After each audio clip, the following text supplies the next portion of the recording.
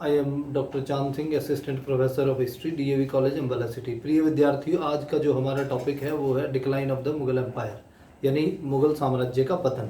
अब मुगल साम्राज्य की स्थापना 1526 में बाबर ने पानीपत की पहली लड़ाई जीत कर की, और उसके बाद जो मुगल साम्राज्य सुदृढ़ रहा वो लगभग 166 साल रहा, और उसमें 6 शासकों का उसमें योगदान था: बाबर, हुमायूं, अकबर, जहांगीर, शाहजहां और औरंगजेब। औरंगजेब की मृत्यु के बाद ही यह जो मुगल साम्राज्य था बिखर गया, और इसमें लगभग 150 वर्ष तक यानी 1857 तक 11 शासक जो है वो आए, जिनमें बहादुर शाह प्रथम है, जहांदार है, फर्रुखशियर है, रफ़ीउद्दौला, रफ़ीउद्दरजात, मोहम्मद शाह, अहमद शाह, आलमगीर द्वितीय, शाह आलम द्वितीय, अकबर द्वितीय और बहादुर शाह द्वितीय, जिसको जफर के नाम से जानते थे। जैसे ही औरंगजेब की मृत्यु हुई तो औरंगजेब की मृत्यु के साथ ही जो संघर्ष था उसके पुत्रों में वो शुरू हुआ। औरंगजेब के 5 पुत्र हैं: मोहम्मद, मुअज़्ज़म, आज़म, अकबर और कामबख्श। अब औरंगजेब की मृत्यु जब 1707 में हुई तो उसकी मृत्यु से पहले उसके 2 पुत्र पहले ही मृत्यु हो चुकी है। उन 2 पुत्रों की, मोहम्मद की 1676 में, और चौथा पुत्र जो है उसका 1704 में उसकी मृत्यु हो चुकी थी। तो इस प्रकार से जो उसके 3 पुत्र थे उनमें जो संघर्ष हुआ, उस संघर्ष में उसका जो पुत्र था दूसरे नंबर का मुअज़्ज़म, वो कामयाब रहा और बहादुर शाह प्रथम के नाम से सिंहासन पर बैठा और 5 वर्ष तक उसने शासन किया। उसके शासन में कोई ज़्यादा अचीवमेंट नहीं थी, क्योंकि जो औरंगजेब के समय जो राज्य जो अव्यवस्था उसमें फैल गई थी, उसको संभालने में वो नाकाम रहा।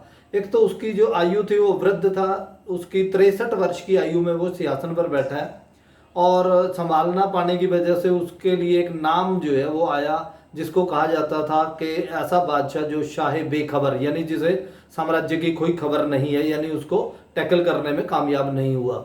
और फरवरी 1712 में उसकी मृत्यु हुई है। उसकी मृत्यु के बाद जो उसके पुत्र हैं उनमें संघर्ष हुआ, और उसमें जहांदार शाह जो है वो सिंहासन पर बैठा, और वो लगभग 11 महीने तक बैठा है। उनके पुत्रों में जो संघर्ष हुआ उसमें जो उसके पुत्र थे उसमें जहांदार शाह, अज़ीजुर शान, रफ़ीउश शान और जहान शाह। अब जो अज़ीजुर शान था उसका पुत्र था फर्रुखशियर। उसने अपने चाचा जहांदार शाह से बदला लेना था अपने पिता की मृत्यु का जो संघर्ष हुआ है उत्तराधिकार का उसमें, तो वो कामयाब हुआ फर्रुखशियर। और फर्रुखशियर ने षड्यंत्र रचा। जहांदार शाह का जो प्रधानमंत्री था जिसका नाम था असद खान ने जहांदार शाह को फर्रुखशियर को सौंप दिया, उसको जेल में डाला पहले, बाद में उसकी हत्या कर दी गई। तो इस प्रकार से जहांदार शाह का जो शासन था वो 11 महीने चला। अब फर्रुखशियर जो है उसका जो शासन था वो 6 वर्ष और लगभग 1 महीने तक चला, 1713 से लेकर और 1719 तक। और जब फर्रुखशियर जब सिंहासन पर बैठा तो उसने सैयद बंधुओं की सहायता से वो ये सिंहासन प्राप्त किया था, और वो उनकी कठपुतली के रूप में उसने काम किया। बाद में सैयद बंधुओं ने मराठों की सहायता से फर्रुखशियर जो है उसकी हत्या करवाई। शुरू में उसको अंधा करवाया, बाद में उसकी हत्या करवाई। तो इस प्रकार से फर्रुखशियर का जो शासन था वो भी खत्म हुआ।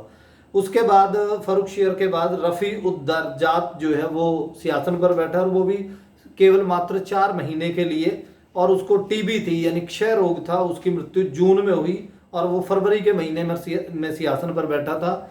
उसके बाद उसका जो भाई था रफ़ीउद्दौला, जो बड़ा भाई था रफ़ीउद्दरजात का, वो सिंहासन पर बैठा, और वो भी केवल 3 महीने तक। उसको भी जो है वो क्षय रोग था, और क्षय रोग की वजह से सितंबर के महीने में ही 1719 में उसकी मृत्यु हुई। उसके बाद मोहम्मद शाह जो है वो सिंहासन पर बैठा है। ये रफ़ीउद्दौला का चचेरा भाई था, और उसका वास्तविक जो नाम था वो रोशन अख्तर था, और मोहम्मद शाह के वो नाम से सिंहासन पर बैठा। उसको किंग मेकर बनाने वाले जो उसको किंग बनाने वाले जो लोग थे उनमें सैयद बंधु ही थे, और वो सैयद बंधुओं की बढ़ती हुई शक्ति से भी तंग था। इसलिए मोहम्मद शाह ने एक षड्यंत्र रचा, और उस षड्यंत्र के तहत उसने जो सैयद बंधुओं में से एक जो भाई था उसकी हत्या उसने दक्षिण जाते हुए करवा दी। बाद में जो दूसरा भाई था उसका सैयद बंधुओं में अब्दुल्ला, उसको भी हराकर उसने जेल में डाल दिया। और ऐसे 1720 ईस्वी में बिल्कुल अपने शासन के प्रारंभ में ही उसने जो सैयद बंधु थे उनसे मुक्ति प्राप्त कर ली थी और स्वयं शासन संभाल लिया है। लेकिन उसके काल में ज़्यादा वो संभाल नहीं पाया मुगल साम्राज्य को, और उसको रंगीला के नाम से जानते हैं। बेशक उसका 30 वर्ष तक शासन रहा मोहम्मद शाह का, 1719 से लेकर 1748 ईस्वी तक उसने शासन किया। और उसके समय में ये मुगल साम्राज्य इतना कमज़ोर हुआ कि ईरान का जो शासक था नादिर शाह, उसने 1739 में यानी 1739 एडी में उसने मुगल साम्राज्य को तहस नहस किया। दिल्ली में आया, वो लूटमार की, और लूटमार के तहत उसने अधिक मात्रा में जो धन था वो यहाँ से लूट कर ले गया। कोहिनूर हीरा लूटा उसने, म्योर सियासन जो है उसको लूट कर ले गया। तो एक बड़ी घटना थी मोहम्मद शाह के नाम से, और इसे संगीत और दूसरी वजह से ये ज़्यादा इसको जाना जाता है, इसलिए इसका नाम रंगीला भी रहा।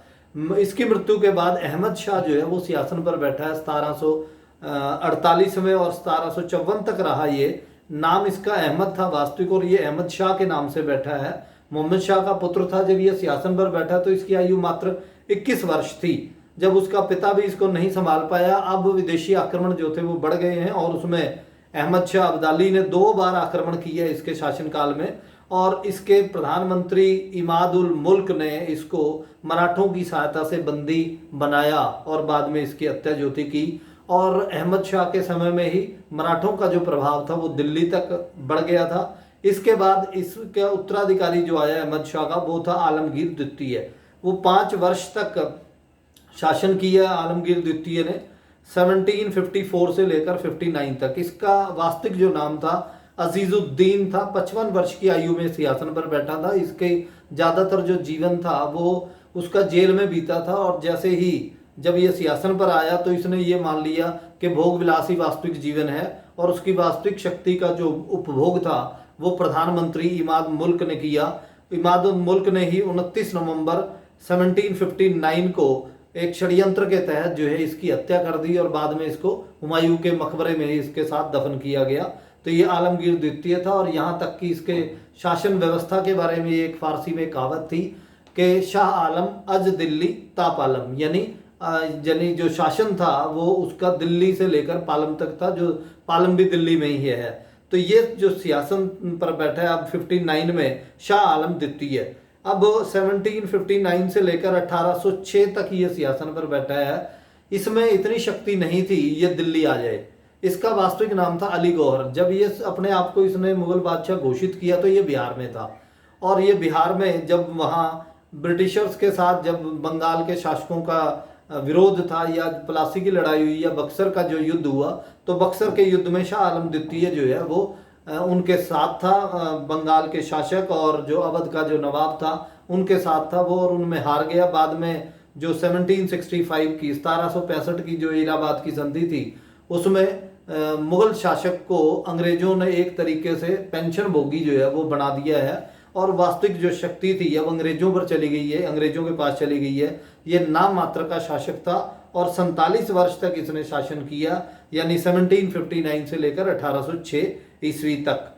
इसके बाद जो अगला जो शासक था वो भी नाम मात्र का ही शासक था, अकबर द्वितीय। ये 1806 में सियासन पर बैठा, और 1837 तक ये सियासन पर बैठा है। और इसमें इसका शासन केवल लाल किले तक ही सीमित था, और उसी के अंदर इसका शासन चलता था। इसके काल में एक बड़ी घटना अंग्रेजों ने ये की कि 1830 में जो सिक्के थे जो कि मुगल बादशाह के नाम से और उसके चित्र से जो सिक्के चलते थे वो भी बंद कर दिए गए थे उनसे, यानी उनके चित्रों को, जो मुगल शासकों के चित्र थे सिक्कों पर, उनको हटा दिया गया था। तो ये एक काम और हुआ अकबर द्वितीय के, और इसकी मृत्यु 1837 में हुई। आगे चलकर जो इसका उत्तराधिकारी था वो बहादुर शाह द्वितीय था, जिसको बहादुर शाह जफर के नाम से जानते हैं। ये कवि और शायर के रूप में ज़्यादा फेमस हुआ। 1855 में इसके भी अंग्रेजों के साथ जो संबंध थे वो कटुतापूर्ण हुए, क्योंकि अब अंग्रेजों ने एक फरमान जारी किया है कि आज के बाद यहाँ मुगल बादशाह ना होकर केवल शहजादे रहेंगे, और इनसे लाल किला भी छीन लिया जाएगा। ये एक मुख्य वजह थी अंग्रेजों के और बहादुर शाह जफर के बीच में कटुता। और जैसा सब जानते हैं, जब जन विद्रोह हुआ 1857 की जब क्रांति हुई, तो जितने क्रांतिकारी जो मेरठ से आए थे दिल्ली में, उन्होंने बहादुर शाह जफर को अपनी कमांड दी, और उस कमांड के तहत जो है वो क्रांति का नेतृत्व जो था वो बहादुर शाह जफर ने किया। बाद में जब ये क्रांति को दबाने में सफल हुए ब्रिटिशर्स, अंग्रेज, तो उन्होंने बहादुर शाह जफर को कैद कर लिया और उसे रंगून भेज दिया, जहां 1862 में उनकी मृत्यु जो है रंगून में हुई। और इस प्रकार से ये जो उत्तर मुगल काल के लेटर मिडीवल पीरियड या लेटर मुगल पीरियड के जो शासक थे वो संभालने में से कामयाब नहीं हुए। अब जो मुख्य जो टॉपिक हमारा जिस पे आज हमने बात करनी है वो है कि डाउनफॉल के रीजन क्या थे, क्या कॉजेज थे मुगल एम्पायर के।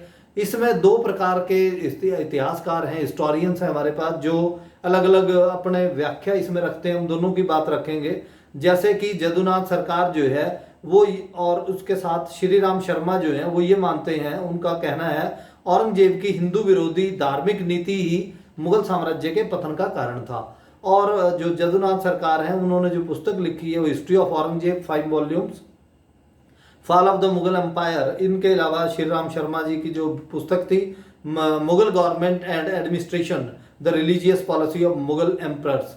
तो ये जो लोग हैं, ये दोनों जो इतिहासकार हैं, उनका मानना है औरंगजेब ही वास्तविक रूप से मुगल साम्राज्य के पतन का कारण था। लेकिन दूसरे पहलुओं से भी कुछ और इतिहासकार हैं जिन्होंने इसको देखने की कोशिश की, और उसमें जो मुगल साम्राज्य के पतन के आर्थिक एवं प्रशासनिक संकट को वो पतन का कारण मानते हैं। जो दूसरे हिस्टोरियन है उनमें सतीश चंद्र जो है, उनका जो मानना था वो ये मानते हैं कि जागीरदारी व मनसबदारी जो व्यवस्था थी उस वो संकट जो है उसका, मनसबदारी और जागीरदारी का, उसकी वजह से मुगल साम्राज्य का पतन हुआ है। उन्होंने जो पुस्तकें लिखी हैं इस टॉपिक के ऊपर वो है parties and politics at the Mughal court 1707 to 1740, Mughal religious policies, the Rajput and the Deccan. इसके अलावा medieval India society and the jagirdari crisis and the village, और the 18th century in India, its economy and the role of the Marathas, the Jats, the Sikhs and the Afghans. इसके अलावा एक और historian है इरफान नबी, वो कृषि संकट को मुगल साम्राज्य का पतन मानते हैं, और उनकी जो एक बड़ी फेमस जो उनकी पुस्तक है the agrarian system of the Mughal India 1556 to 1707। तो ये कृषि संकट को इरफान नबी जो है वो मुगल साम्राज्य का पतन का कारण मानते हैं। एक और इतिहासकार हैं अतर अली, उनका मानना है, उन्होंने पुस्तक लिखी है Mughal nobility under the Aurangzeb. वो ये मानते हैं कि लेटर मिडिवल पीरियड में और मिडिवल पीरियड के लास्ट का जो फेज था औरंगजेब के पीरियड का, उस समय ये एक इंटेलेक्चुअल स्टैग्नेशन जो थी वो आई थी, यानी बौद्धिक निष्क्रियता, यानी विश्व में जो वैज्ञानिक या आविष्कार हुए हैं या बौद्धिक आविष्कार हुए हैं या जो एक सोच बनी है विश्व की, उसमें भारत किसी न किसी रूप में पिछड़ गया है। चाहे वो उनका तोपखाना था या दूसरी बातें थी, उनसे पिछड़ने के कारण जो है इसका पतन हुआ है मुगल साम्राज्य का। एक और हिस्टोरियन है NK सिद्दीकी, उनकी जो पुस्तक है वो है land revenue and administration under the Mughals 1700 to 1750। इनका मानना है, इनकी जो रिसर्च थी वो है राजनीतिक, प्रशासनिक व कृषि संकट के बीच संबंध दिखाते हुए इन्होंने मुगल साम्राज्य के पतन को समझने की कोशिश की है। तो ये कुछ हिस्टोरियन हैं जिन्होंने मुगल साम्राज्य के पतन के बारे में विचार अपने रखे हैं, अपने विचार प्रस्तुत किए हैं। तो वो क्या विचार हैं, क्या तत्व हैं जिनकी वजह से, क्या कारण थे मुगल साम्राज्य के। तो सबसे पहले उसमें आता है राज्य का स्वरूप, यानी नेचर ऑफ द स्टेट। आज जो डेमोक्रेसी हमारा है, गणतंत्र है, लोकतंत्र है, इस प्रकार का सिस्टम वहाँ मौजूद नहीं था मुगल पीरियड में। और लेटर मुगल पीरियड जो है और पूरे मध्यकाल में ये केवल ऐसी धारणा भारत में ही नहीं पूरे विश्व में भी थी। राज्य का जो स्वरूप था वो राजतंत्रवादी था वो स्वरूप, और उसमें दो ही चीजें होती थी, और ये पुलिस स्टेट भी इसको कहा जाता है, जिसमें एक शासन और एक व्यक्ति जो है वो शासन करता है उस पर, और उसमें उत्तराधिकार का युद्ध होता है। वहाँ दो ही चीजें उसके सामने होती हैं, या तो तख्त यानी सिंहासन या तख्ता यानी मृत्यु। तो ये जनतांत्रिक स्वरूप उसका नहीं था, और सत्ता के लिए संघर्ष होता है। जैसे कि शाहजहां के पीरियड में उसके जीवित समय में ही उसके पुत्रों के बीच में संघर्ष शुरू हो गया था। जैसे कि औरंगजेब, मुराद, शुजा, इनके बीच में जो संघर्ष जो शुरू हुआ, दारा, इनके बीच में मृत्यु होने से पहले ही संघर्ष हो गया, जिसकी वजह से मुगल साम्राज्य कमजोर हुआ है। इसके अलावा लेटर मुगल पीरियड में तो स्थिति ऐसी आ गई कि वो शासक का अंतिम संस्कार भी नहीं होने देते, उससे पहले ही उत्तराधिकार का युद्ध शुरू हो जाता है। तो ये जो स्थितियां थी, राज्य का जो स्वरूप था वो इसे एक प्रकार से क्या करता है, ऐसा बनाता है, जनतांत्रिक नहीं है वो, यानी एक राजतंत्रवादी है, यानी एक शासक के प्रति महत्वपूर्ण है वो, एक शासक ही सारी शक्तियों का केंद्र बिंदु है, पुलिस स्टेट है वो। तो इस प्रकार से ये स्वरूप ही उसके पतन का कारण माना जाता है, क्योंकि उसमें आपस में ही जो है वो उसको लड़कर समाप्त करते हैं और धीरे धीरे वो राज्य जो है वो सिकुड़ता चला गया है। एक लेटर मिडिवल पीरियड जिसका भी मैंने उल्लेख किया, तो उसमें षड्यंत्र, चाहे वो कोई किंग मेकर है, चाहे वो सैयद बंधु थे या जो उसके इमादुल मुल्क है, वो स्वयं षड्यंत्र करते हैं और शासकों को हटाते हैं। तो ये राज्य का जो स्वरूप था, इसकी वजह से पतन हुआ मुगल साम्राज्य का, ये प्रथम कारण था। इसके अलावा आता है औरंगजेब के कमजोर उत्तराधिकारी। औरंगजेब के समय में ही मुगल साम्राज्य की जो नींव थी वो कमजोर होनी शुरू हुई। उसके समय में विद्रोह शुरू हो गए थे, लेकिन औरंगजेब उनको संभालने में कामयाब रहा। परंतु जैसे ही औरंगजेब की 1707 ईस्वी में मृत्यु हुई, तो उसके जो अयोग्य जो उत्तराधिकारी थे, चाहे वो बहादुर शाह प्रथम था, वो उसे संभालने में कामयाब नहीं हुए, इसलिए नाम उसका शाह बेखबर रखा गया। या आगे चलकर तो ऐसी स्थिति में भी आ गए हैं वो कि बिहार से अपने आप को मुगल साम्राज्य सम्राट घोषित करते हैं, और मुगल साम्राज्य की जो वास्तविक सत्ता थी दिल्ली और आगरा, वहां आने की भी उनकी हिम्मत नहीं है। तो इस प्रकार के उत्तराधिकारी जो अपनी राजधानी में भी प्रवेश नहीं कर पाते, तो वो किस प्रकार से शासन को संभालने के कामयाब होंगे। एक और उसमें ये बात है कि उनमें कुछ राजनीतिक, चारित्रिक और सैनिक दृढ़ इच्छा शक्ति का भी अभाव था उनमें, जिसकी वजह से वो कामयाब नहीं हुए। इसके अलावा तीसरा अगर हम इसमें देखें तो वो आता है मुगल दरबार में षड्यंत्र व गुटबाजी। जो कॉन्स्पिरेसीज थी और जो फैक्शनलिज्म था इन मुगल कोर्ट, वो बड़ा महत्वपूर्ण है। अब गुटबाजी होती है, और गुट भी वहाँ 3 प्रकार के हैं। जैसा अगर हम देखें तो पहला जो गुट है वो ईरानी गुट है। अगर हम इनको ध्यान से देखें तो हमें ये पता चलता है मुगल काल में विदेशों से काफ़ी मात्रा में जो लोग हैं वो नौकरी करने यहाँ आते हैं, मनसबदारी व्यवस्था में उनका हमें उल्लेख मिलता है। अहमद अली की पुस्तक the emperors of the Mughal empire, उसमें हमें एक एक व्यक्ति की किस पोस्ट पे वो काम करता था, किस जाति का था, कितने का मनसब मिला, कब उसकी ट्रांसफर हुई, कब उसका प्रमोशन हुआ, कब डिमोशन हुआ, ये सारी वर्णन हमें मिलता है। तो इस प्रकार से यहाँ ईरानी, तुरानी, अफगान, मुगल, मंगोल, मराठा, राजपूत, तो ये सभी जो लोग हैं वो मुगल साम्राज्य में मनसबदार नियुक्त होते थे। अब उनके गुट बन गए हैं लेटर मिडिवल पीरियड में। तो जो ईरानी जो गुट था, उस गुट में का मुखिया जो है असद खान व पुत्र जुल्फकार खान था उसका, और उसमें ईरान के, इराक व अफगान जो है, और उसमें खास तौर पर सिया मुस्लिम उसमें थे उसके गुट में। और एक और दूसरा गुट वहाँ था लेटर मुगल पीरियड में, तुरानी गुट। इसमें गाजुद्दीन खान व कुली खान इसमें थे, और वो सुन्नी मुस्लिम थे और तुर्की क्षेत्र के वो लोग थे। इन्होंने भी अपने आप को संगठित कर लिया है। तीसरा जो गुट था वो सैयद बंधुओं का था, और इसको हिंदुस्तानी गुट भी बोलते थे, और इसमें अफगान थे और हिंदू अमीर भी इसी गुट में थे। लेकिन इन गुटों में आपस में कभी कोई हिंसक रूप धारण नहीं किया, बल्कि वो क्या करते हैं, सत्ता के नजदीक रहने की कोशिश करते हैं कि कौन सा गुट शासक पर हावी हो और अपने काम निकलवाए वो। तो इस प्रकार से जो मनसबदार या जो बड़े अमीर थे, जो अब षड्यंत्र करते हैं, कभी वो मुगल साम्राज्य का प्रमुख आधार होते थे, अब वो आधार नहीं रहे, बल्कि क्या, वो उसको कमजोर करने या उसे खोखला करने का काम करते थे। तो ये एक और बड़ी इसमें महत्वपूर्ण बात थी कि मुगल जो अमीर थे उनके षड्यंत्रों की वजह से भी ये मुगल साम्राज्य कमजोर हुआ है। इसके बाद आता है इसमें विदेशी आक्रमण। अब जो विदेशी आक्रमण है, इनमें जैसा कि मोहम्मद शाह के समय में नादिर शाह ने आक्रमण किया, और उसने यहाँ से कोहिनूर हीरा जो शाहजहां का बनवाया हुआ म्यूर सियासन, और दिल्ली में भी उसने एक दिन की लूटपाट में लगभग 3 करोड़ रुपया लोगों से इकट्ठा किया। तो इतनी अधिक मात्रा में जो लूटमार जो थी उसने की भारत में, जिसको वो लेकर गया, इससे कमजोर भी हुआ है, राष्ट्र भी कमजोर हुआ है, और विदेशी आक्रमणों को वो सफल भी नहीं हो रोकने में। तो जो मोहम्मद शाह जो है वो स्वयं बेइज्जत किया गया, उसके मंत्रियों को बेइज्जत किया गया। तो ऐसी स्थिति में, और यहाँ तक कि नादिर शाह ने जो दिल्ली में कत्लेआम किया, लगभग 22,000 लोगों की उसने हत्याएं की थी, बेकसूर लोगों की। तो ये विदेशी आक्रमणों को रोकने में भी नाकाम रहे लेटर मुगल पीरियड के शासक। तो ये भी इनका एक पतन का कारण बनता है। इसके अलावा मुगलों के लेटर मुगल पीरियड में ही अहमद शाह ने लगभग 5 बार आक्रमण किया, और पहले 2 आक्रमण जो थे वो अहमद शाह के समय में हुए, जो 1748 से लेकर 54 तक था। और उसके बाद आलमगीर द्वितीय है, आलमगीर द्वितीय 1754 से लेकर 59 तक, उसके समय में 3 बार आक्रमण हुए। और यहाँ तक कि मुगलों की बजाय मराठों ने ये उनका जो मुकाबला जो था वो किया, और यहाँ तक कि पानीपत की जो तीसरी जो लड़ाई थी 1761 में, वो भी सदाशिवराव भाऊ और अहमद शाह अब्दाली के बीच में हुई थी। तो ये एक क्या था, अब मुगल जो है वो बिल्कुल नाम मात्र के शासक यहाँ थे, तो ये भी एक मुगलों के पतन का विदेशी आक्रमण थे।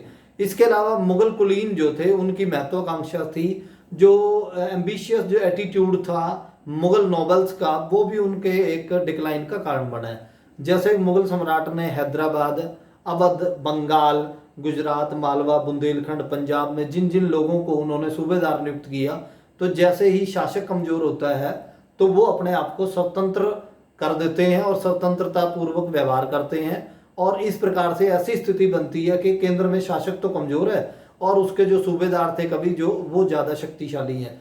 तो इस प्रकार से ये उनकी जो महत्वाकांक्षा थी मुगल अमीरों की, ये भी एक मुगल साम्राज्य के पतन का कारण बना है। इसके बाद मनसबदारी जो व्यवस्था थी उसका कमजोर होना और सैनिक शक्ति का कमजोर होना मुगल शासन व्यवस्था के या मुगलों के पतन का एक कारण बनता है।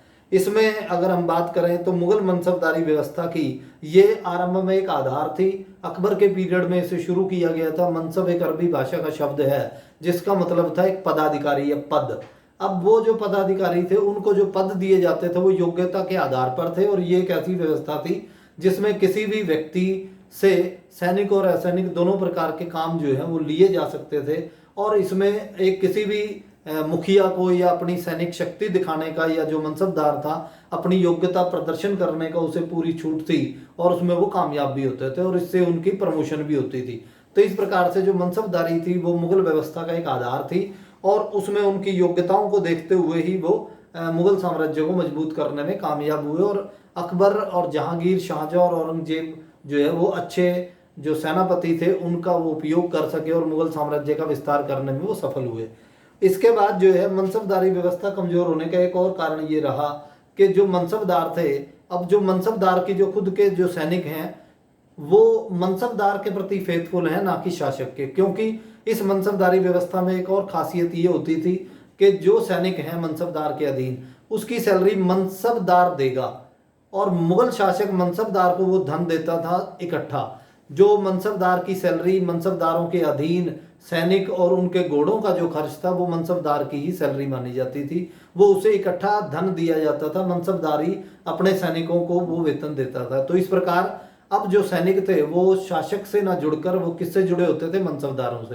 तो इसलिए जब भी कोई मनसबदार विद्रोह करता था तो वो वास्तव में सैनिक जो है वो किसके प्रति फेथफुल थे, मनसबदारों के। तो ये जो व्यवस्था थी आरंभ में मुगल साम्राज्य के लिए एक वरदान थी, लेकिन आगे चल के यही व्यवस्था जो थी उनके पतन का कारण बनी है। इसके बाद इसमें आता है नौसेना का अभाव। अब 16वीं शताब्दी के बाद अब यूरोप में परिवर्तन आने शुरू हुए और पूरे विश्व में ये परिवर्तन हमें 17वीं 18वीं शताब्दी में स्पष्ट रूप से दिखाई देने लगते हैं।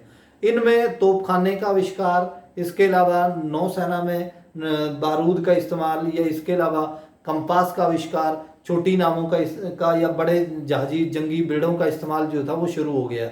लेकिन भारत में जो मुगल शासक हैं इस पूरी चीज को इग्नोर करते हैं और वो भारत में जो अपना जो उनका ट्रेडिशनल जो युद्ध करने का जो तरीका था उसको ही वो जारी रखते हैं। अब जो यूरोपियन थे वो अब नेवी उनकी इतनी मजबूत थी कि भारत के जो कोस्टल एरिया था, जो एक जो समुद्री जो इलाके थे उनके ऊपर ज़्यादातर यूरोपियंस का प्रभाव जो था वो उन्होंने स्थापित कर लिया। यहाँ तक कि जब बाबर पानीपत में आया 1526 में, उसने पहली लड़ाई लड़ी, उस समय से 16 साल पहले यानी 1510 में पुर्तगालियों ने गोवा पर अधिकार कर लिया था। तो ये जो यूरोपियन जो शक्तियाँ थी उन्होंने अपना साम्राज्य जो है वो बढ़ाना शुरू किया और अपनी शक्ति बढ़ानी शुरू की, और वो सारा उन्होंने अपने नेवी के बेस पर किया। और जो मुगल शासक थे उनके पास तो ऐसी नेवी थी, ऐसी छोटी नेवी थी, यानी केवल मात्र ऐसी नावें थी उनके पास जो बड़ी नदियों को तो पार कर सकती थी लेकिन समुद्र में युद्ध करने के उनके बस की बात नहीं थी। तो इस प्रकार से औरंगजेब के समय में भी जब यूरोपियों की शक्ति बढ़ी तो नेवी की कमजोरी की वजह से औरंगजेब के समय में भी वो अंग्रेजों को चैलेंज नहीं कर पाया। तो ये एक और नौसेना की कमजोरी की वजह भी पतन का कारण बनती है। इसके बाद आता है आर्थिक स्थिति का बिगड़ना। ये जो स्थिति थी ये शाहजहां के पीरियड से शुरू हुई है। अर्थव्यवस्था जो थी उनकी कमजोर होनी, वो कैसे हुआ कि औरंगजेब से पहले ऐसी स्थिति पैदा हो गई है शाहजहां के समय में, बिल्डिंग कंस्ट्रक्शन शुरू हुई है बड़े लेवल पर, जैसे कि आगरा में ताजमहल का निर्माण किया गया, दिल्ली में लाल किले का, जामा मस्जिद का।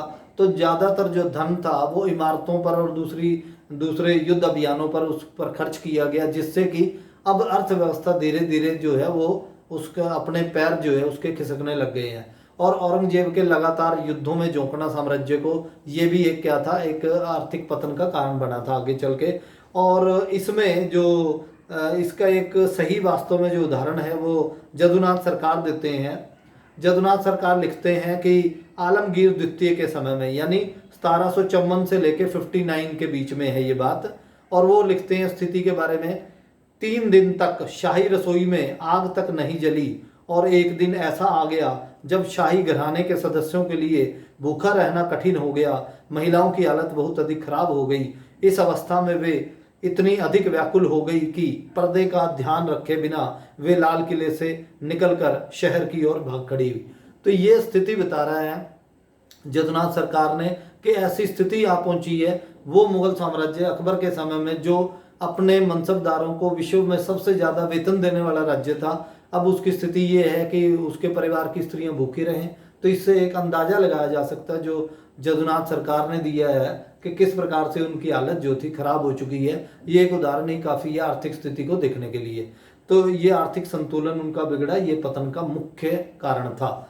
इसके अलावा इसमें जागीरदारी प्रथा व उसका संकट जो है, यानी जागीरदारी क्राइसिस जो है वो किस प्रकार का था, और इसका उल्लेख जो है वो खास तौर पे इरफान हबीब भी करते हैं। और वो ये बता रहे हैं जागीरदारी संकट जो है अकबर के समय में जो जागीरदारी व्यवस्था थी उसको मजबूत किया गया था और जागीरोदारों को मुगल साम्राज्य का एक अभिन्न अंग बनाया गया, उनकी सपोर्ट ली गई, क्योंकि छोटे लेवल पर आम जनता जागीरदारों को ही अपना शासक के रूप में स्वीकार करती थी। लेकिन इसके पीरियड में, औरंगजेब के पीरियड तक आते आते ये जो जागीरदारी व्यवस्था थी उसमें ही ऐसा संकट पैदा हुआ है। इसके बारे में एक हिस्टोरियन है वो खफी खां, उन्होंने पुस्तक लिखी थी मुंतखब उल लुबाब। उसमें वो ये लिखते हैं कि सारा जमाना बेजागीर हो गया।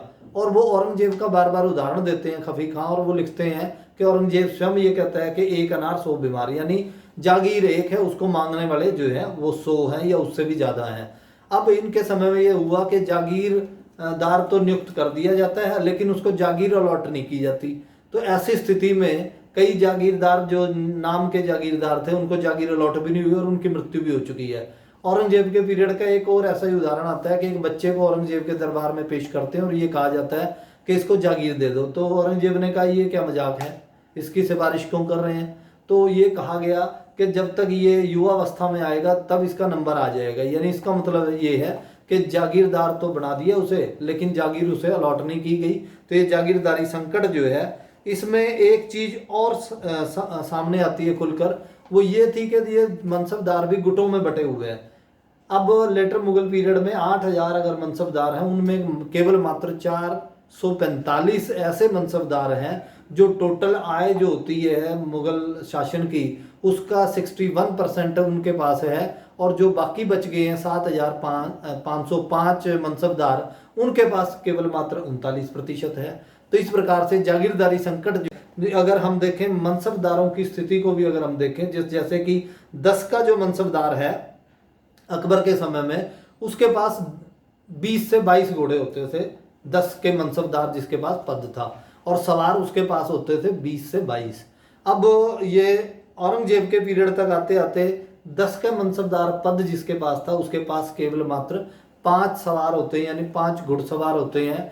और लेटर मुगल पीरियड तक आते आते जिसका मनसब जो है वो 20 का होता है, यानी 20 का मनसबदार जो होता है उसके पास मात्र 1 घोड़ा होता है। तो ये स्वयं में स्थिति दिखाता है मुगल सैनिक शक्ति की या उनकी स्थिति की, किस प्रकार से कितना मजबूत राज्य है।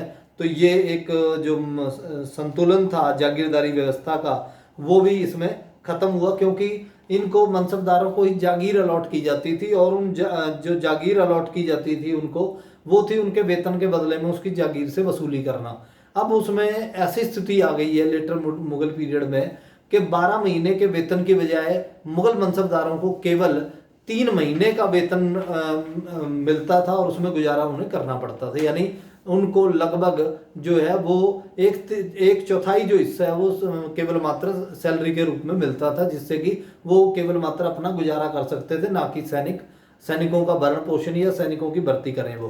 इसके अलावा इसमें कृषि संकट जो है और किसानों का विद्रोह ये एक प्रमुख कारण माना जाता है मुगल साम्राज्य का। और इरफान हबीब क्या लिखते हैं इसके बारे में, किसानों का शोषण व उन पर अत्याचार मुगल साम्राज्य के पतन का प्रमुख कारण था। वो इसकी अलग अलग व्याख्याएं देते हैं इरफान हबीब। वो क्या लिखते हैं इरफान हबीब, शासकों द्वारा अपनी आर्थिक जरूरतों को पूरा करने के लिए जमादाई बढ़ा दी गई। जमादाई का मतलब ये था कि मान लो एक ऐसा क्षेत्र नियुक्त की बना दिया है जिससे 1 करोड़ की इनकम होगी, लेकिन अब उसी भूमि से उन्होंने क्या किया, 1.5 करोड़ की जमादाई यानी एस्टीमेट लगा लिया, यहाँ से 1.5 करोड़ आएगा। और वहां से वास्तव में कितना आएगा, वो वहां से मुश्किल से 1 लाख भी आ सकता है, 2 लाख भी आ सकता है, और जमादाई जो है वो बढ़ गई है। तो इस प्रकार से ये इसको पूरा करने के लिए जो मनसबदार थे यानी जो खुद जागीरदार का पद जो उनको मिला होता था, वो उन्होंने भी क्या करना शुरू किया, किसानों के साथ लूटमार शुरू की, ज़्यादा से ज़्यादा उनसे छीना झपटी शुरू की, ये एक कारण बना। इसके अलावा जागीरदारों का स्थानांतरण जो है वो प्रमुख कारण बनता है। अब मान लो हर जागीरदार यानी जो मनसबदार होता था वो 3 साल में उसकी ट्रांसफ़र होती है। अब 3 साल में उसे पता है कि तेरी ट्रांसफ़र होनी है यहाँ से, इसलिए वो क्या करता है, वो ज़्यादा से ज़्यादा किसानों पर अत्याचार करता है और उनसे वो वसूली सबसे ज़्यादा करता है। और उसे कई बार तो ऐसी स्थिति आती थी, मान लो अब उसकी ट्रांसफ़र हो गई, यहाँ फसल पकने वाली है, जब अगली जगह गया ना तो यहाँ उसे फसल मिली, और जब अगली जगह गया उसे जहाँ जाके ज्वाइन करना था वहाँ फसल कट चुकी है। तो वो ये ऐसी स्थिति में वो ये मानते हैं जब तक जिस भी इलाके का वो प्रमुख जमींदार है, जागीरदार है, ज़्यादा से ज़्यादा अपनी जागीर से किसानों से वो वसूली करे, चाहे वो अत्याचार करे या किसी भी तरीके से एक धन इकट्ठा करे। इसके बाद इसमें इजारेदारी प्रथा भी थी यानी ठेकेदारी प्रथा। ये ठेकेदारी प्रथा क्या थी इनकी, इसमें मान लो एक मनसबदार था, उसे काबुल में उसको मनसबदार है वो, और वहाँ उसे सूबेदार का पद मिला हुआ है, काबुल का वो गवर्नर है, और उसे जो जागीर मिली हुई है मान लो वो सरहिंद की मिली हुई है, तो वो सरहिंद की जागीर को कंट्रोल करने के लिए आगे उसको ठेके पे देता है, उसको बोलते हैं इजारेदारी व्यवस्था। अब जो इजारेदार या जो ठेकेदार हैं वो क्या करते हैं, वहाँ ज़्यादा वसूली करते हैं ताकि उन्होंने उस मनसबदार को भी पैसा देना है और खुद भी बचाना है। तो इस व्यवस्था से, ठेकेदारी व्यवस्था से किसानों की स्थिति और भी कठिन हो गई है और दुष्कर हुई है, जिससे आगे चलकर किसानों ने विद्रोह भी किए हैं। इसके अलावा इसमें आता है किसान जमीन छोड़कर जोर तलब जो जमींदार थे उनके क्षेत्रों में चले जाते हैं। जोर तलब ऐसे जमींदार थे जो मुगल शासकों को भी केवल सैनिक शक्ति के बल पर ही वो उनको कर देते थे, नहीं तो वो कर नहीं देते हैं। तो किसान अपनी भूमि छोड़कर ऐसे इलाकों में चले जाते हैं जहाँ उनको करना देना पड़े, जमींदारों की शरण में चले जाते हैं, जोर तलब जो जमींदार थे उनके पास चले जाते हैं। तो ये एक और था, और वहाँ जाकर वो उनकी उस जमींदार की सैनिक टुकड़ी में भी वो भर्ती हो जाते हैं। इसके बाद आता है छोटे जमींदारों किसानों के गहरे संबंध जो है वो जमींदारों और किसानों के बीच में थे, वो उनके सहगोत्री हैं, उसी गोत्र के हैं, उसी संप्रदाय के हैं और उसी जाति के हैं। तो इस प्रकार से जब किसानों में असंतोष पनपा तो उस इलाके के जो छोटे जमींदार थे उन्होंने भी विद्रोह कर दिया। हमें औरंगजेब के काल में मथुरा में हमें जाटों का विद्रोह एक प्रमुख उदाहरण के रूप में हमें दिखता है। तो ये एक जो इसके औरंगजेब की मृत्यु के बाद व्यापक स्तर पर भी विद्रोह हुए हैं। जैसे औरंगजेब के समय में मथुरा और भरतपुर में जाट विद्रोह हुआ, बुंदेलखंड में बुंदेलों का विद्रोह हुआ, नारनौल में जो किसान थे सतनामी उनका विद्रोह हुआ, पंजाब में सिखों का विद्रोह हुआ। और जब शिवाजी ने अपना साम्राज्य स्थापित किया तो उसकी सेना में ज़्यादातर मराठा जो किसान थे उनकी पूरी सपोर्ट जो थी वो शिवाजी के पास थी। तो इस प्रकार से ये एक कृषि संकट की वजह से जो छीना झपटी की गई मुगल मनसबदारों द्वारा, तो ये एक प्रमुख कारण माना जाता है कि मुगल साम्राज्य के पतन का जो बेस था, क्योंकि 90% जो है वो लगान से ही यानी रेवेन्यू, लैंड रेवेन्यू ही मुगल साम्राज्य का सोर्स था। अब वो जब खत्म होना शुरू हुआ तो मुगल साम्राज्य का पतन जो है वो अवश्यंभावी जो है हो गया था। तो इस प्रकार से कृषि संकट था। इसके अलावा इसमें आता है भारत में यूरोपीय शक्तियों का विकास। अब मैंने पहले अभी थोड़ी देर पहले बात की थी कि 1510 में पुर्तगालियों ने गोवा पर 1510 में अधिकार स्थापित कर लिया है। अब इनके पीछे पीछे जो है वो अंग्रेज आ गए हैं। अंग्रेजों ने 1600 ईस्वी में ब्रिटिश ईस्ट इंडिया कंपनी की स्थापना की। आगे चलकर 1664 में फ्रांसीसी ईस्ट इंडिया कंपनी की स्थापना हुई। तो पुर्तगालियों के पीछे डच, अंग्रेज और फ्रांसीसी जो है वो भारत में आए और व्यापार करना शुरू किया उन्होंने। अब भारत में उनकी जब आपस में प्रतिस्पर्धा हुई तो उनमें आपस में भी संघर्ष हुआ, जैसा हम देखते हैं कर्नाटक के 3 युद्धों में, जिसमें फ्रांसीसी और अंग्रेजों का युद्ध हुआ और फ्रांसीसी निर्णायक रूप से उसमें हार गए हैं और अंग्रेज जीत गए हैं। अब केवल मात्र जो है अब फ्रांसीसी यहाँ व्यापार कर सकते हैं और उनकी सैनिक शक्ति जो है वो खत्म कर दी गई थी अंग्रेजों द्वारा। तो यूरोपीय जो पावर थी वो बढ़ती चली गई और उनके पास आधुनिक हथियार हैं, आधुनिक टेक्नोलॉजी है। तो इस प्रकार से, और नेवी उनके पास थी, अभी बात मैंने की थी।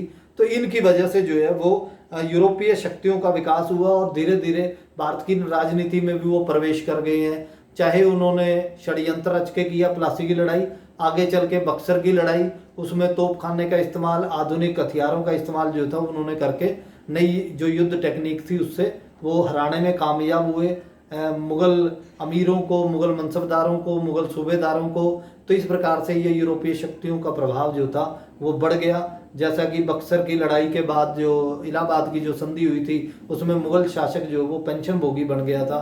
तो ये एक कारण था, यूरोपियों की शक्ति बढ़ गई, इससे मुगल साम्राज्य जो है वो कमजोर हुआ। इसके बाद एक और बड़ा लेटेस्ट और बड़ा एक अलग बौद्धिक निष्क्रियता एक कारण माना जाता है मुगल साम्राज्य के पतन का, और ये किसी भी साम्राज्य के पतन का होता है। ये जो मध्यकाल था उसमें भी ये उतना ही इंपॉर्टेंस थी इस पॉइंट की, और आज भी इतनी ही है। किसी भी साम्राज्य या देश या राष्ट्र के लिए ये बड़ा महत्वपूर्ण पॉइंट है। बौद्धिक निष्क्रियता यानी इंटेलेक्चुअल स्टैग्नेशन, इसको प्रतिपादित करने वाले जो हैं वो हैं अतर अली। उन्होंने ये कहा यूरोपियों की विजय से पहले भारत बौद्धिक तौर पर पिछड़ गया था, यह एक सांस्कृतिक असफलता थी। वो क्या बता रहे हैं कि यूरोप, फ्रांसिस बेकन, ये एक अंग्रेज दार्शनिक था, फ्रांसिस बेकन तर्कवादी था, और पूरा यूरोप उन्हीं की तरफ देख रहा है, तर्कवाद दर्शन की तरफ, उनकी फिलॉसफी की तरफ, और ये मानवतावादी थे फ्रांसिस बेकन।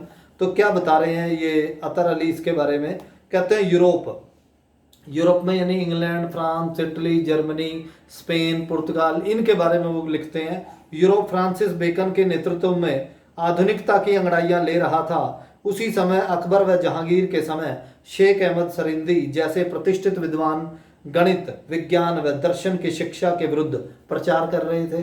तो अतर अली का कहना यह है कि हमारे जो विद्वान उस समय के तथाकथित जो विद्वान थे वो हमारी इस पूरी व्यवस्था को धराशायी करने में उनका बड़ा योगदान रहा। वो गणित की आलोचना करते हैं, वो दर्शन की आलोचना करते हैं और कट्टरवाद को वो बढ़ावा देते हैं। तो ये भी एक निष्क्रियता का जो एक कारण बना, क्योंकि उस समय यूरोप में आधुनिक विचार हैं, उनके पास नए तोपखाने हैं, उनके पास नए नए कंपास हैं, नए यंत्र हैं, नेवी उनके पास है। तो वो नई जो चीज़ को अडॉप्ट करने की जो क्षमता थी वो यूरोप में उस समय पुनर्जागरण की वजह से बढ़ गई है। तो ये अतर अली अपना एक उदाहरण उसमें देते हैं, और इसके लिए वो कहते हैं कि कुछ इतिहासकार और भी हैं, वो ये लिखते हैं बंदूकों और तोपों का निर्माण भारत में केवल शिल्प तक ही सीमित था, यानी डिजाइन बढ़ाने तोपों के ऊपर, बंदूकों के ऊपर, यानी उसकी रेंज बढ़ानी, उसको कैसे और ज़्यादा शक्तिशाली करना है, उसकी बजाय उसको सजावट कैसे की जाए उसकी, उस पर ज़्यादा ध्यान था। तो ये जो वैज्ञानिक जो दृष्टिकोण था या बौद्धिक निष्क्रियता थी, ये वैज्ञानिक दृष्टिकोण में पिछड़ने के कारण जो है वो एक कारण ये भी माना जाता है। अगर भारत में लेटेस्ट टेक्निक और टेक्नोलॉजी का इस्तेमाल करते तो शायद वो मुकाबला कर पाते अंग्रेजों का या जो यूरोपीय थे उनका। तो ये भी एक मुगल साम्राज्य के पतन का कारण माना जाता है। अब वो जो आरंभ में हमने बात की थी मुगल साम्राज्य के पतन के कारण में औरंगजेब की भूमिका यानी रोल ऑफ औरंगजेब। अब इसमें दो हिस्टोरियन हैं, जदुनाथ सरकार और दूसरे श्री राम शर्मा। अब इनका प्रमुख मानना था कि उसकी हिंदू विरोधी जो नीति थी वो प्रमुख कारण थी मुगल साम्राज्य के पतन का, और वो अपने उदाहरण सामने रखते हुए क्या लिखते हैं, धार्मिक असहनशीलता के कारण हुआ है। औरंगजेब की जो हिंदू, सिख और सियाओं के विरुद्ध जो नीति थी उसकी वजह से इसका पतन हुआ है। और वो एक उदाहरण देते हैं 1679 ईस्वी में जजिया लगा दिया गया दोबारा, जो कि 1564 में अकबर ने समाप्त कर दिया था जजिया, उसको औरंगजेब ने पुनः लगा दिया। तो ये कारण था उसका, उसकी अपनी मानसिकता थी। इसके अलावा सोमनाथ का मंदिर, बनारस का मंदिर, मथुरा का मंदिर और मुल्तान के मंदिरों को औरंगजेब द्वारा तोड़ा गया। ये भी एक उसकी धार्मिक कट्टरता को देखा जाता है कि इस प्रकार से लोगों में एक मुगल साम्राज्य के प्रति विरोध की जो भावना थी वो उत्पन्न हुई। अब उन्हें ये नहीं लगा कि हमारा खुद का शासन है, जैसे उससे पहले जजिया हटा दिया गया था, तीर्थ यात्रा कर हटा दिया है औरंगजेब के अकबर के पीरियड में, औरंगजेब ने उसे पुनः लागू कर दिया या मंदिरों को तोड़ा। तो लोगों में जो एक प्रकार से असंतोष था मुगलों के प्रति वो इकट्ठा हुआ और आगे चल के मुगल साम्राज्य का पतन हुआ। इसके अलावा गुरु तेग बहादुर की शहीदी और खालसा पंथ की स्थापना 1699 में खालसा पंथ की स्थापना हुई है। अब इससे पहले जो रिलेशन थे शाहजहां के साथ गुरु तेग बहादुर के वो ठीक थे, लेकिन अब जब औरंगजेब आया तो उसके जो रिश्ते थे वो खराब हुए और गुरु तेग बहादुर की शहीदी उनके काल औरंगजेब के पीरियड में हुई। तो ये भी सिख भी जो विरोधी हो गए हैं मुगलों के, आगे चल के इसी को बढ़ाते हुए पंजाब और यहाँ तक कि एक बड़ा विस्तृत साम्राज्य जो था वो महाराजा रणजीत सिंह के समय खड़ा हुआ और मुगल साम्राज्य छिन्न भिन्न कर दिया। लगातार औरंगजेब की मृत्यु के बाद लगातार युद्ध हुए सिखों से। जैसा कि हम देखते हैं औरंगजेब की भूमिका में राजपूतों के साथ भी जो पहले 20 वर्ष थे उसमें उसके संबंध ठीक रहे, लेकिन जैसे ही राजा जसवंत सिंह की मृत्यु हुई तो औरंगजेब ने मारवाड़ राज्य जो है उसको मुगल साम्राज्य में मिलाने की कोशिश की। इससे मारवाड़ तो विरोधी हुआ, साथ ही मेवाड़ भी उसका विरोधी हो गया। तो इस प्रकार से राजपूत भी उसके खिलाफ हो गए हैं, तो ये भी एक पतन का कारण माना जाता है। इसके अलावा औरंगजेब की जो दक्षिण जो नीति थी वो भी उसके पतन का कारण बनी है, क्योंकि उसके जीवन के अंतिम 25 वर्ष जो थे वो दक्षिण भारत में बीते हैं। अब जो औरंगजेब का पिता शाहजहां है वो दक्षिण को अपने मुगल साम्राज्य में मिलाने की इच्छा नहीं रखता, बल्कि वो ये मानता था कि इसको करद राज्य रखा जाए, यानी केवल उनसे टैक्स लिया जाए और अपने राज्य में डायरेक्ट ना मिलाया जाए। लेकिन औरंगजेब जब शासक बना था तो वो दक्षिण का ही सूबेदार था और उसको दक्षिण की मिलाने की उसकी हार्दिक इच्छा थी, अपने राज्य में मिलाए वो। और जब वो दक्षिण में रहा और दक्षिण के राज्यों को मिलाया और उनको डायरेक्ट कंट्रोल करने की कोशिश की, तो इससे क्या हुआ, उत्तर भारत में भी अव्यवस्था फैल गई है और दक्षिण का राज्य जो है वो भी पूरा सही कंट्रोल नहीं हो पाया। और दक्षिण में जो मराठे हैं उनका विद्रोह औरंगजेब के खिलाफ जो है, यानी उन्होंने राज्य भी स्थापित कर लिया शिवाजी के समय में ही, और पूरा दक्षिण जो है वो कंट्रोल करने में ही उसकी जो आयु थी 25 वर्ष की वो वहीं बीत गई है। ना केवल वहाँ जो शिवाजी बल्कि उसके पुत्र संभाजी और उसके अलावा राजा राम और ताराबाई ने लगातार मुगलों के खिलाफ संघर्ष किया और दक्षिण भारत से मुगलों के पांव जो है वो उखाड़ दिए। तो इस प्रकार से औरंगजेब दक्षिण में भी जो है वो असफल रहा और औरंगजेब की जो मृत्यु है वो भी दक्षिण में हुई। अब जब वो दक्षिण में इस प्रकार के काम करता है तो उत्तर भारत जो मुगलों का जो आधार था एक, उसको भी वो खो दिया उसने, क्योंकि उत्तर भारत में भी अब निरंतर जो है वो विद्रोह हुए हैं, जैसे कि मथुरा के जाटों के, इसके अलावा बुंदेलखंड में बुंदेलों के, सिखों के पंजाब में, इसके अलावा राजपूताना में राजपूतों के। तो इस प्रकार से निरंतर जो संघर्ष था मुगल साम्राज्य से, सीधा संघर्ष जो था वो शुरू हो गया उत्तर भारत में भी।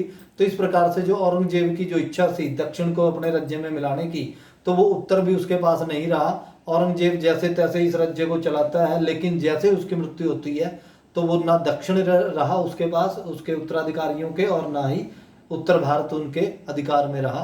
तो इस प्रकार से औरंगजेब को ये मानते हैं कि किस प्रकार से उसकी गलत नीतियों, असहनशीलता की जो उसने जो नीति अपनाई, जो हिंदू विरोधी या जो गैर मुस्लिम विरोधी जो उसकी नीति थी, उससे साम्राज्य में असंतोष पनपा, विद्रोह हुए, आर्थिक संकट बढ़ा लगातार युद्धों की वजह से या उसकी जो जजिया लगाने की जो नीति थी उसकी वजह से। तो लोग उसके विरोधी हुए हैं और उसकी मृत्यु के बाद ही जो मुगल साम्राज्य था वो छिन्न भिन्न हुआ। तो प्रिय विद्यार्थियों, ये आज का हमारा टॉपिक था मुगल साम्राज्य के पतन के कारण। थैंक यू, धन्यवाद।